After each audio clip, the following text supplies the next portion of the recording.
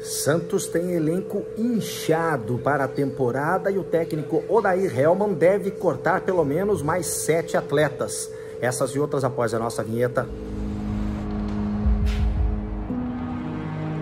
Nos momentos que antecedem uma grande partida, por mais que o momento seja repleto de dúvidas, é chegada a hora de confiar, de seguir a sua intuição. Mesmo que a cada minuto a emoção só aumente e o coração fique cada vez mais acelerado. Porque pode apostar, essa sensação só vai acabar quando for a hora de comemorar o saque. Jogos ao vivo, melhores cotações, saque rápido via Pix, PagBet. Acertou, tá pago. Fala galera fantástica, tudo bem com vocês? Uma ótima sexta-feira a todos. Sextou, hein? E hoje é dia de rock, bebê. Vamos falar de Santos, vamos falar de rock também, vamos falar de tudo aqui. Brincadeira, vamos falar só de Santos. Mas antes disso, pagbet.com. Amanhã tem decisão do terceiro lugar da Copa do Mundo. Marrocos e Croácia. E no domingo tem a grande final, França e Argentina. Faça suas apostas. Coloca lá quem vai fazer o primeiro gol, coloca lá placar do jogo. Se você acertar, meu amigo, eles pagam muito melhor. pagbet.com, acertou, tá pago. É só acessar aqui a primeira mensagem, criar a sua conta, faz o depósito ali via Pix de R$10 e já começa a apostar. O negócio é o seguinte, o técnico Odair Hellmann tem lá um grande elenco na sua mão, né? Pelo menos numeroso né? 37 atletas. 37 atletas. Isso já contando aqueles meninos que subiram da base ali, Ivonei, Miguelito, né? Todos os jogadores que subiram da base estão junto com o elenco profissional do Santos Futebol Clube. Ele já falou que gosta de trabalhar com no máximo 30. Portanto, nomes como de Raniel, Gabriel Pirani, Ivonei e tantos outros aí, né, serão avaliados ou reavaliados por ele, né, para saber se fica ou não no elenco. Ele quer ficar com 30 jogadores, então deve liberar alguns atletas aí. Raniel dificilmente fica. O John vive uma situação, ele quer ser negociado, mas as propostas que chegam não agradam o Santos, então ele deve ficar por enquanto, pelo menos por enquanto ele deve permanecer no elenco. Mas o Santos busca sim a negociação do John, até porque ele não quer. Agora, tem contrato até 2024, né?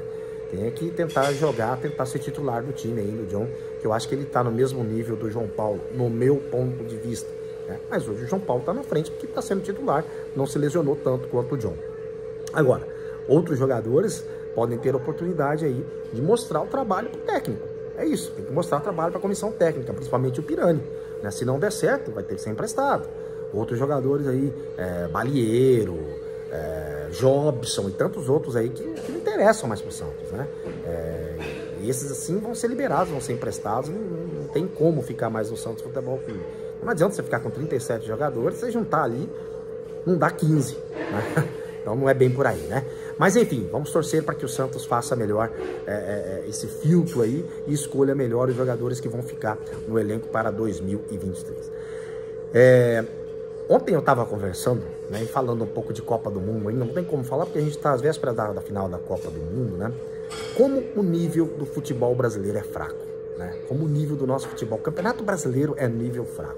Você vê o Pedro, né? É um jogador que no ano passado, esse ano agora, né? Um jogador que fazia gol, deitava e rolava, passava o pé em cima da bola, não sei o que, não sei o que lá mais. O Everton Ribeiro no Flamengo, e pai, para e pinta e borda aquele time do Flamengo e tantos outros que tem aqui no Brasil. Aí quando vai disputar, quando atravessa o continente que vai disputar em outra competição, no caso uma Copa do Mundo, são jogadores normalíssimos, de normais para baixo. Veja, o Rodrigo Fernandes, por exemplo, um jogador que atua no Santos, nem lembrado ele é na seleção uruguaia. E olha que a seleção uruguaia é fraquinha, hein? Nem lembrado ele foi. Tantos outros aí, De Arrascaeta que entrou agora no final, tirando talvez o De Arrascaeta, que é um que atua aqui na América do Sul, seja um dos únicos aí que ainda tem um destaque, tenha se saído melhor nessa Copa do Mundo. Mas os demais que atuam aqui no Brasil, e aí a gente começa a pensar um pouco, mas o Tite deveria ter levado alguns jogadores brasileiros. Será? Será que ia resolver alguma coisa? O nível do nosso futebol é muito fraco, cara. O nível é muito fraco, a intensidade é outro esporte que se pratica. Tanto que você está vendo, isso reflete. Tudo bem, a seleção brasileira, a maioria dos jogadores atuam na Europa, né? Mas se você vê o Campeonato Brasileiro, o nível que é, né? A gente pratica um outro esporte aqui, que não é o futebol que é praticado na Europa, né? Que é o top do futebol. É o campeonato inglês, o campeonato italiano, o campeonato francês, o próprio campeonato espanhol e tantos outros campeonatos aí. Alemão, uma intensidade totalmente diferente. Veja o Mundial de Clubes quando tem aí, como sofrem, né, os times brasileiros aqui. quando vão enfrentar aquelas equipes lá, e não equipes tão boas, hein? Vai ver, o Palmeiras tomou um pau do Chelsea, né? O Flamengo do Liverpool esses dias. E olha que o Flamengo não tinha saído aqui de um campeonato brasileiro, de uma Libertadores com o Jorge Jesus. Já era um negócio diferente, né? Mas o nosso futebol brasileiro precisa melhorar muito, cara. Tá com um nível muito baixo. E olha que essa Copa teve um nível baixo também, né? Tecnicamente falando, teve um nível muito baixo. Mas o nosso futebol tem um nível muito baixo mesmo. E jogadores que chegam aqui, deitam e rolam. Qualquer jogador chega aqui... Bom, você pega o Ganso, por exemplo. É um grande jogador. Aqui. Foi na Europa. O que deu? Nada.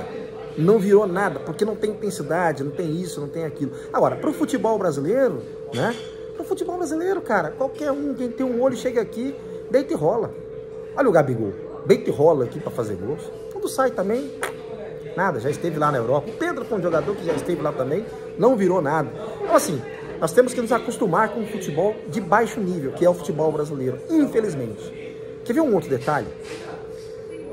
Eu acho que até jogadores, nós temos jogadores de boa qualidade aqui, tanto que eles são vendidos, né? Recentemente agora o Endrick foi vendido, vai atuar no Real Madrid daqui a 2 anos. Mas, por exemplo, você tem os técnicos brasileiros hoje, e é uma coisa que eu bato muito nisso. Antes era um ou outro técnico estrangeiro. Sabe quantos técnicos do Campeonato Brasileiro da primeira divisão vai ter estrangeiros agora? 10 técnicos. A metade dos técnicos são estrangeiros. Ou seja, o problema não é só o jogador, o problema maior é técnico. Então, técnicos do Brasil, melhorem, aperfeiçoem, vão fazer teste, vão ser auxiliar desses estrangeiros aí para aprender. Porque tá feia a situação, hein, velho? Tá feia a situação aqui de técnico, hein? 10 técnicos estrangeiros no Campeonato Brasileiro. Por essas e outras, o nosso futebol tá assim. Tomara que melhore, né, cara? A gente quer que melhore, obviamente.